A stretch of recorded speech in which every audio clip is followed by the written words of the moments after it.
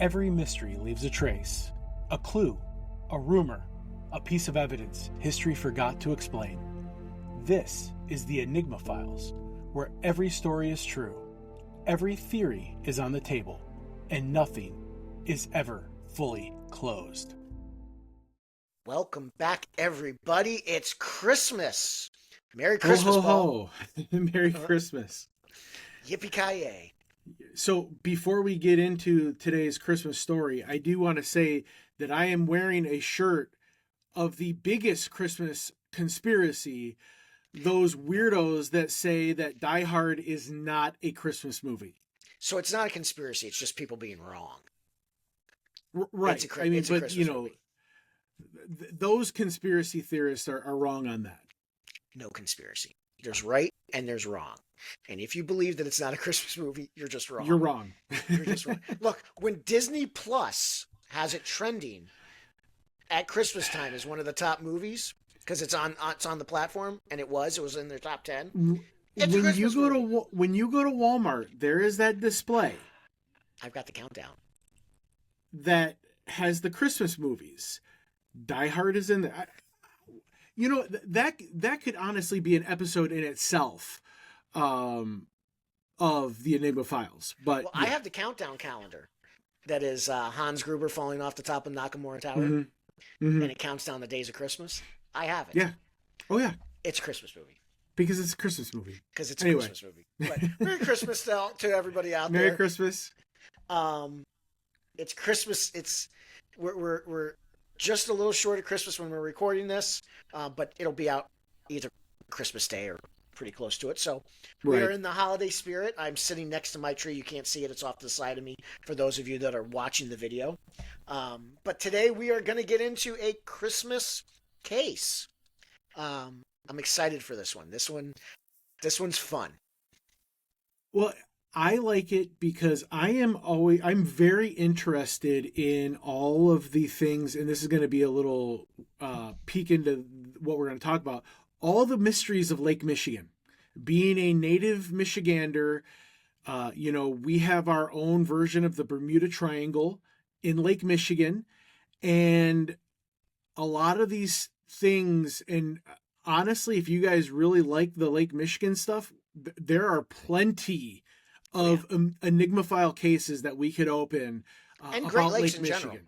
And Great Lakes in general. Great Lakes in general. Yeah, so that's why I'm really excited, because this is one I had never really heard of, but is definitely really cool. Yeah, and so just to let everybody out there know what we're going to talk about, we're going to be talking about a vessel named the Rouse Simmons, easy for me to say, which was a 3-masted schooner built in 1868. It was a Christmas tree ship.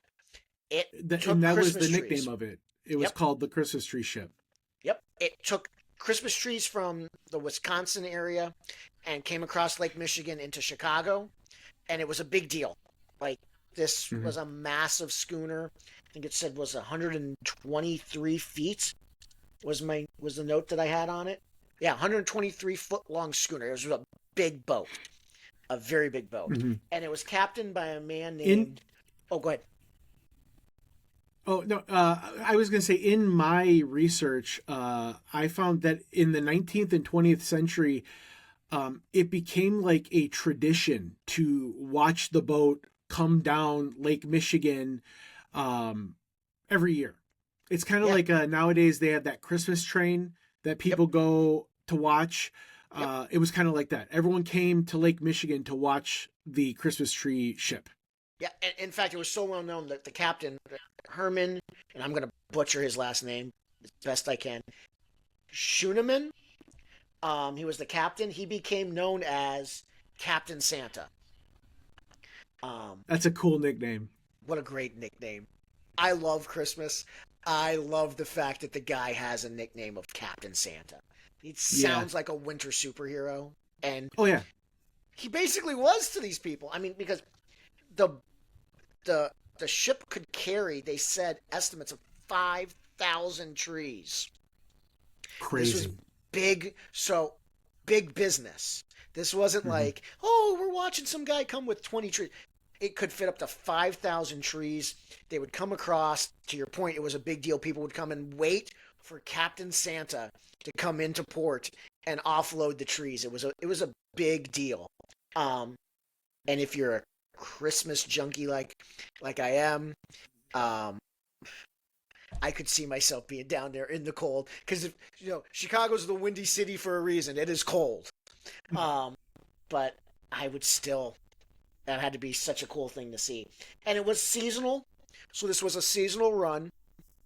People knew roughly the time that they were coming in, um, and what was cool about I'm just going to call him Captain Santa the entire time. Yeah. Captain Santa was his family sold the trees, but they were also known for their generosity Mm-hmm. throughout the city. So in Chicago, so not only were they selling the trees, but they were very generous and helping those out around the holiday season, especially that stood in need. They made wreaths and greeneries and sold the trees, but they also were there to help people out, which also, as we dive into what happened, kind of makes this also a real tragedy too. So, yeah. Yeah. Let's Spoiler. Bad things happen bad in this things episode. happen. Yeah, I'm sorry. Hate to be a little grinchy. I mean, that's kind of what we do in this podcast. We talk about weird, bad things. We talk about weird. Sometimes there's good things. Sometimes. Yeah. But yeah, generally, look, if you're listening to this podcast, you already kind of expected that things were not going to go smoothly for the crew and the Christmas trees. No. So here's what we know. So let's jump into it. Here is what we can confidently say.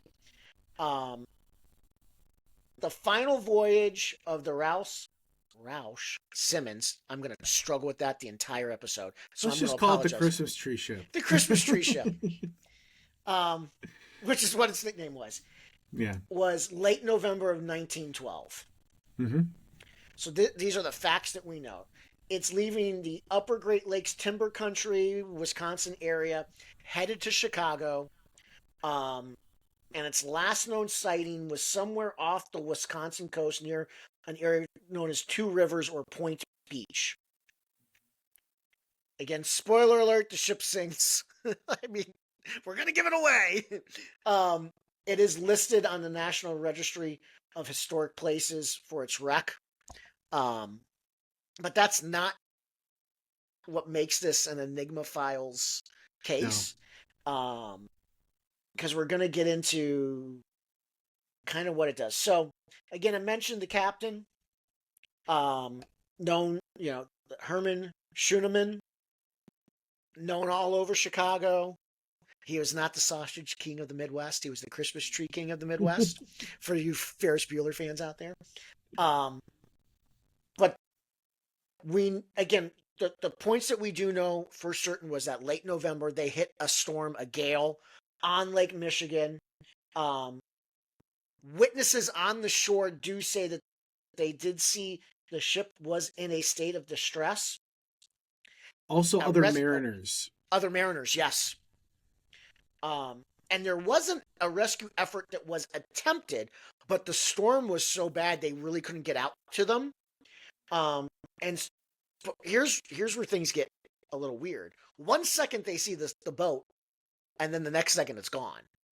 Like, gone. Like, there were witnesses that said, we could see it. We literally turned and made a comment basically along the lines of, something's going on. It disappeared. They turned back and it disappeared. 123-foot long boat. I have one more fact that I want to put in here that we know. It said that it's the death toll was more than a dozen men on this ship were lost.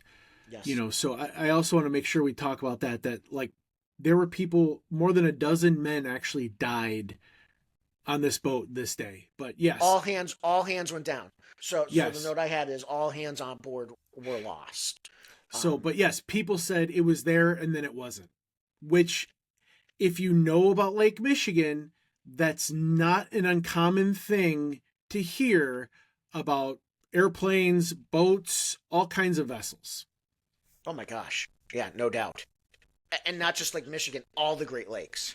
You kind of, I think what happens is we kind of get this idea in our mind because we look at a lake. And if you don't live near any of the Great Lakes, I don't think you appreciate the fact that um, it's not just a simple lake, like the effect that you see of the Mm-mm. water. So those who have listened to us know I live in the Midwest now. I live in Michigan, but I grew up in South Florida, so I grew up around the ocean, and I can equate the waves that you see there very similarly to what you see on the Great Lakes. Well, especially Paul, I Lake know you spent Michigan. some time in in, Especially in, in Lake Florida. Yep. Michigan, we call it our ocean because Yep. it's Lake Michigan is so big. It's the biggest of the Great Lakes. And yeah, I mean, you can get really good like bodyboarding waves off of Lake Michigan. I've been to Lake Michigan in the summer and I was like, I said to my wife, I said, I've only seen waves like this when we lived on the Gulf in Florida. Yeah, and it's historically, especially in the winter, known. All the lakes, but specifically Lake Michigan, is known for it being a very treacherous lake to go through. That's why there's so many ships that have gone down. Mm-hmm. And so this is just another one. So, but I think you made an awesome point. We need to remember all hands went down. They lost everybody. Um, but it is weird that when they looked, it's there and then it's gone. Um, Over time, trees and debris did start to wash ashore, so they did start to get um, pieces from the wreck. They came onto the shoreline.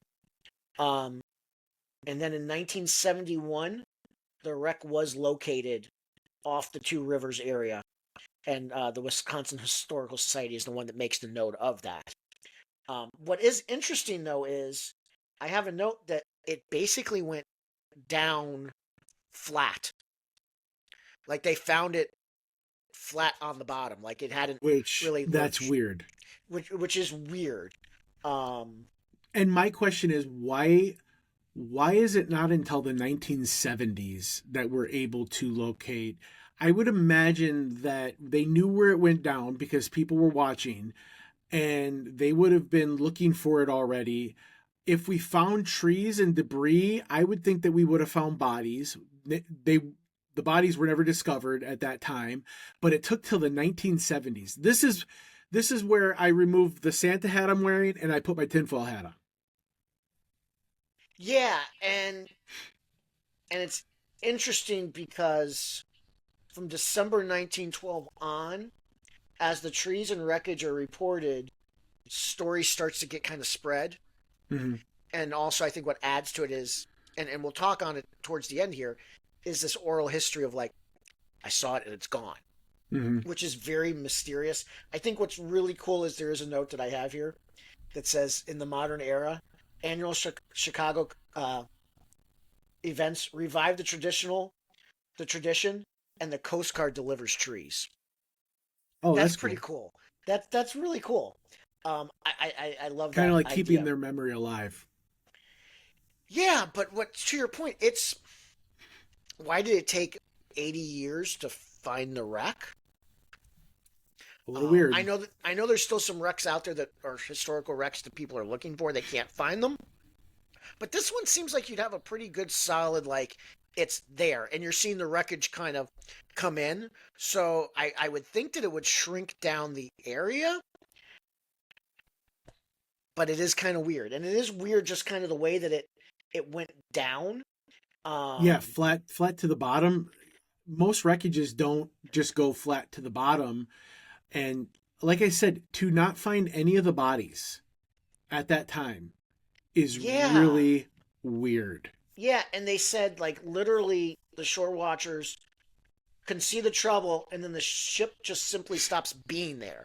Was Hmm. their exact um, words that they were using? It just stops being there.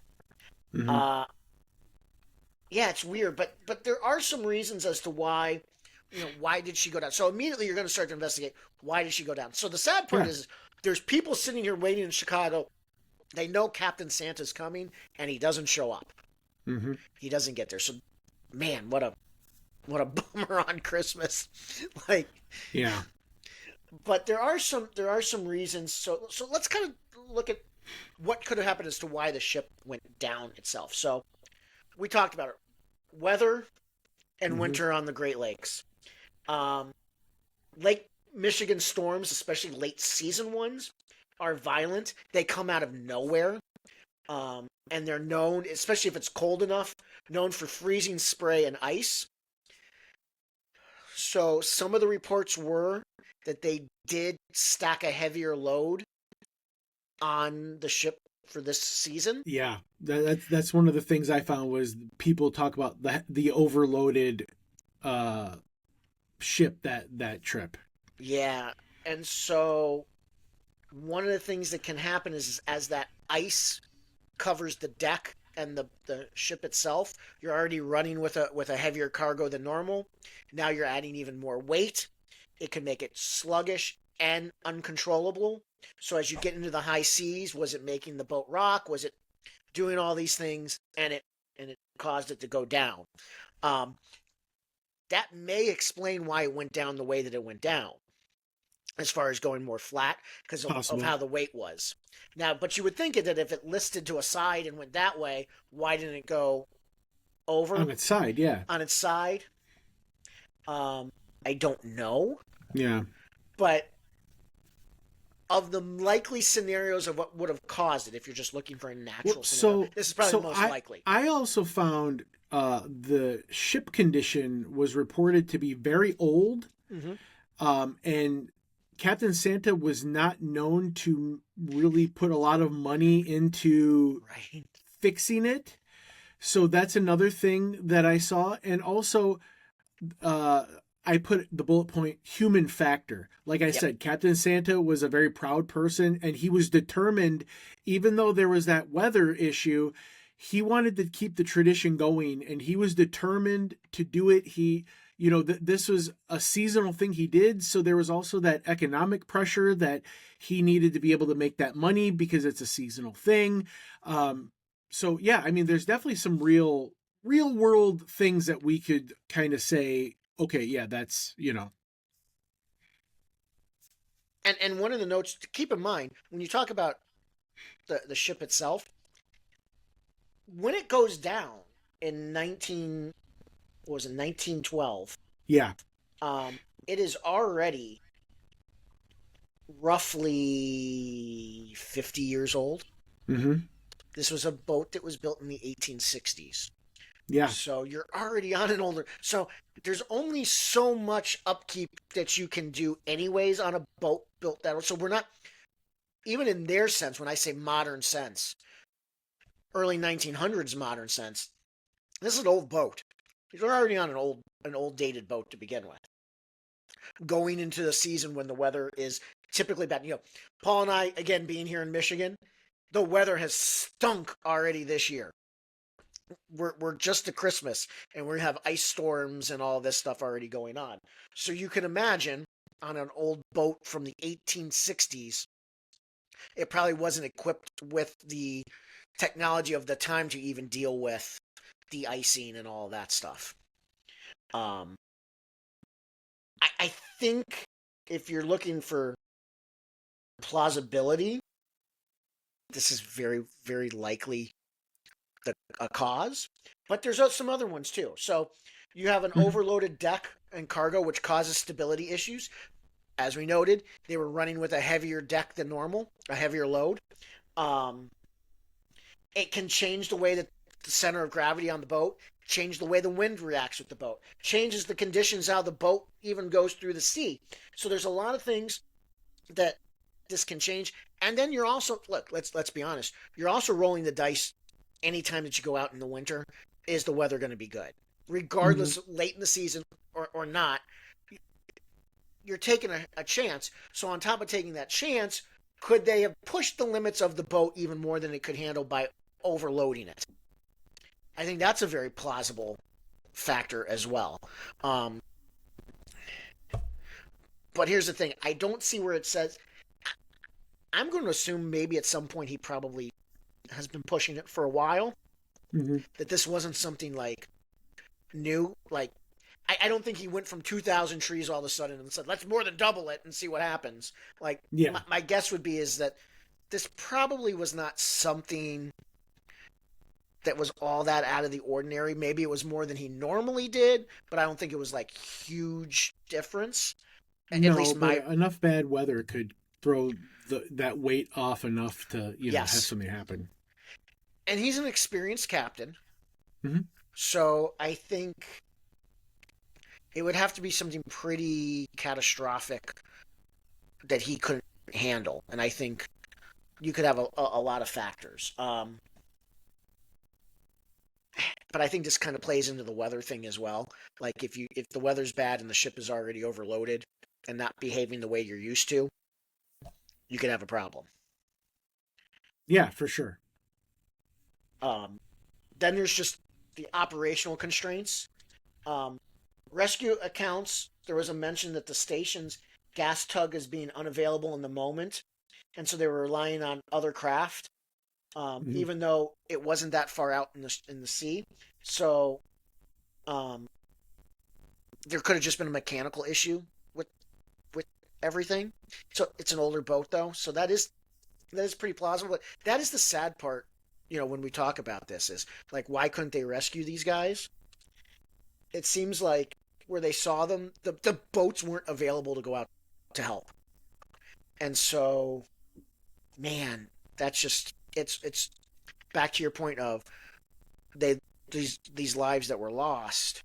It's a sad thing in that um, maybe at another time they get to them.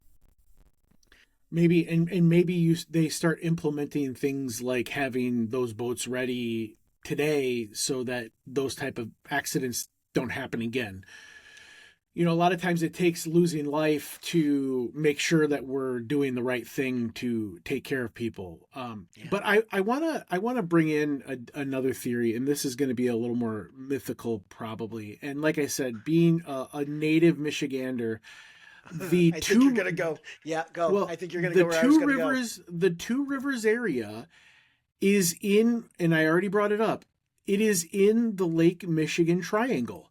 Uh huh. And I can't tell you how many we have airplanes, ships, all kinds of things just vanish and then like years later show back up.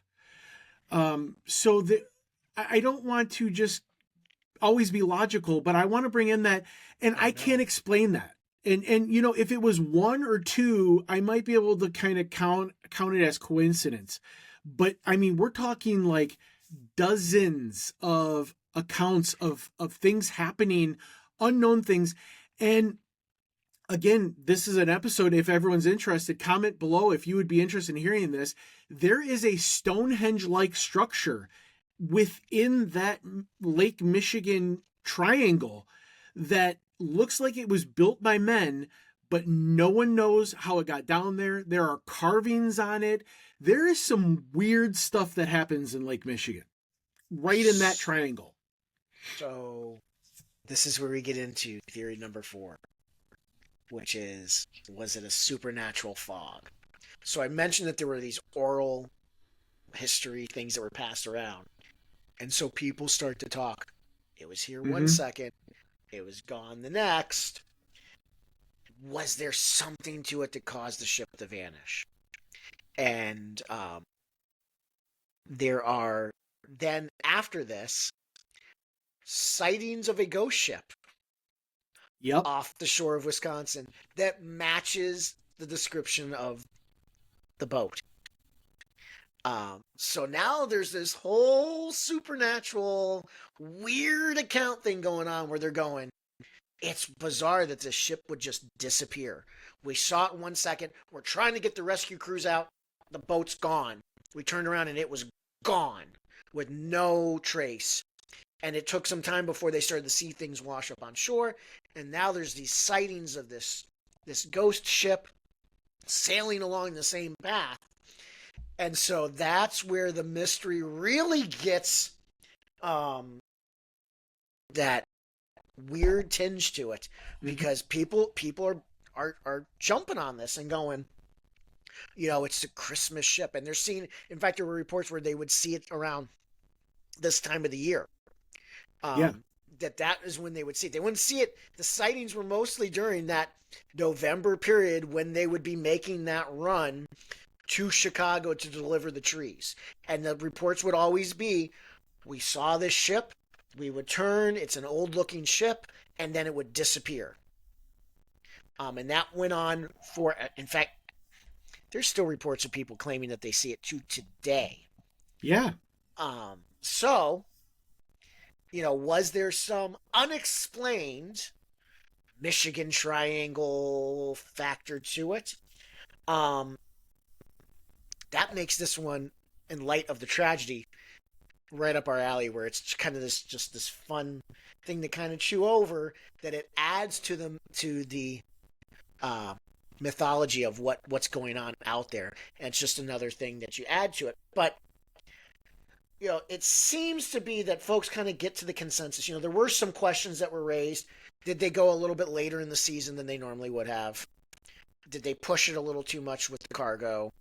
Um, was there just a series of factors? And I tend to think that when you have a tragedy on this level, it's very rarely just one thing. It's this thing that triggers this thing that triggers this thing that triggers this thing. So could it have been we left a little later in the year so the weather wasn't quite as nice? Possible. Or it just wasn't nice weather to begin with. We overloaded the ship, and because normally we would be able to make this run, but because we overloaded the ship and the weather wasn't quite as nice, mechanically it didn't function the way that it was supposed to. It made it harder for us to steer, and we lost the ship. I do kind of, though, if you're into, the whole Christmas Carol concept, where, Ebenezer Scrooge gets visited by the three Christmas ghosts. I like the idea of a good Christmas ghost story, which, by the way, was a tradition that people used to tell ghost stories around Christmas. I was gonna say, there's that song, tell scary ghost stories and tales of the glories of Christmases long, long ago. It's the most Yep. wonderful time of the year. Yeah. Yeah, ghost So, stories were a big part of Christmas. um, that doesn't minimize the loss of life. It just No. adds as a cool ghost story that people are seeing this off the shore. Now, do I think that there is a natural explanation? Yes. I think tragically you just had a lot of things that worked against you. And historically, we see that Lake Michigan is dangerous. Mm-hmm. But I love the idea that people are seeing this ship to this day, the Christmas tree ship, captained by Captain Santa, trying to make that run to Chicago to deliver the 5,000 Christmas trees because everybody's there filled with the Christmas spirit, looking forward to the trees showing up. I want that to be still happening. That, they were so dedicated to making that run that to this day that ship is still making that run. That would be such a cool, the realistic part of my brain goes, no, unfortunately it was a tragic situation, but man, is that just so cool that, you know, that legend has carried on, that people are going, the boat's still there. The Christmas tree Yeah. ship making its run. Um, it's cool. I love it. Okay. So I don't know what's your So this is where we're gonna differ. go ahead. Go ahead. I love it. So for the video watchers, if I can get a good image, I will splice the image of the triangle here. But the triangle goes from Ludington, Michigan, which is southwest Michigan, almost to Indiana. It goes up to Benton Harbor, Michigan, which is not quite the Upper Peninsula, but it is in upper lower peninsula. And then it goes across. Not quite the Yoopers. No, sorry, Yoopers. And then it goes across to Manitowoc, Wisconsin. And Two Rivers is in that area. And like I said, there are a lot of things that happen in that very specific area that can't be explained. And I'm not going to say I do know the answer or that I could explain it. And is there a logical explanation? Probably. But when you have so many reports of weird things happening there, maybe there is, and you know, I'm let's get into the theoretical physics a little bit, you know, and I am not a scientist. I'm a computer nerd by trade, but could there be a tear in space and time right there that because like I said, like there have been planes that disappeared and then like 50 years later the plane is rediscovered or months later so there are these weird things. I'm going to say that this is a mystery that I'm not even going to be able to give you the answer for, but to me it's a part of that triangle. There are weird things that happen there that are unexplained. Even though I'm a person of faith, I know that in our physical world there are things that we don't quite understand. Wormholes, tears in the fabric of reality. I'm not going to go into like that. They still haunt because I don't believe in ghosts. No.